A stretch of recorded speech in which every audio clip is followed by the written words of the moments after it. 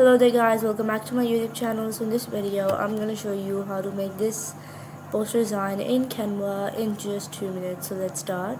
The first thing you have to do is open up Canva, and we're going to go and insert a blank poster.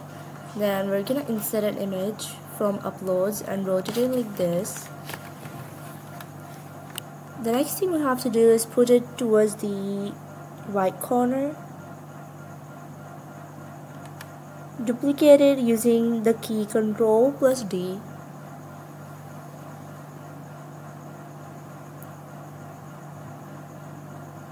Remove its background for the image that you duplicated in the front, and then crop it and crop the other one as you did for the first image.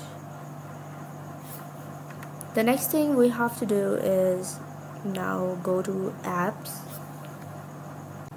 Then what we're going to do is search for text to frame,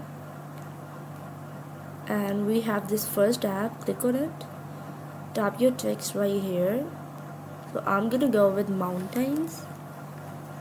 Then go to font and change this font. I'll use the Roboto font. Then we're gonna increase the size and adjust the letter spacing according to whatever the letter spacing you want.